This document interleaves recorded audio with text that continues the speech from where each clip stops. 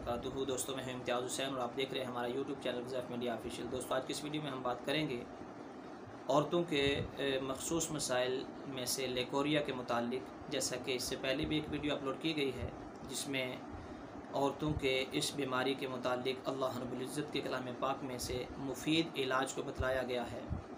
इसका एक और इलाज भी है जो कुरान की रोशनी के अंदर बयान किया जा रहा है आपसे।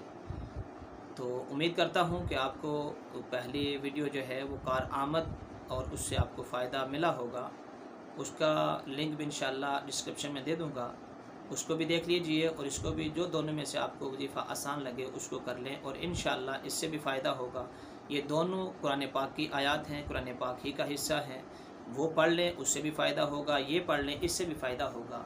अगर कोई ये चाहता है कि उसको लेकोरिया से मुकम्मल तौर पर शिफा हासिल हो जाए और इंतहाई नफ़ा बख्श अमल हो, तो उसके लिए ये है कि वो बावुज़ू होकर पाक और सफ़ेद कागज़ पर सूरतुन नजम लिख कर ज़ाफ़रान से और कागज़ को आब ज़मज़म के अंदर घोल कर उस औरत को, उस बच्ची को पिलाया जाए जिसको सिलानुर रहम की यानी जिसको लेकोरिया की बीमारी है उसको पिलाया जाए, तो इंशाअल्लाह इससे उसको इफ़ाक़ा होगा।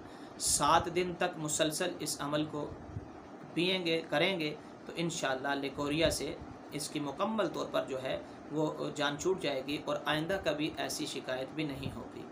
मुकम्मल शिफाए कामिला नसीब होगी। इस अमल के करने से रहम के और भी जो अमराज हैं, किसी किस्म की तकालीफ़ हैं पेट की बीमारियों की, तो वो सारी के सारी अल्लाह दूर फरमा देंगे। लेकिन शर्त यकीन है, हम अगर यकीन के साथ करेंगे तो इंशाअल्लाह इसका 100% फ़ायदा होगा।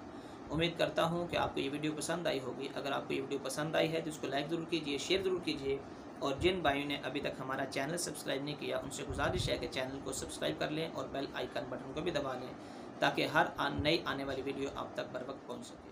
अस्सलामु अलैकुम वरहमतुल्लाह।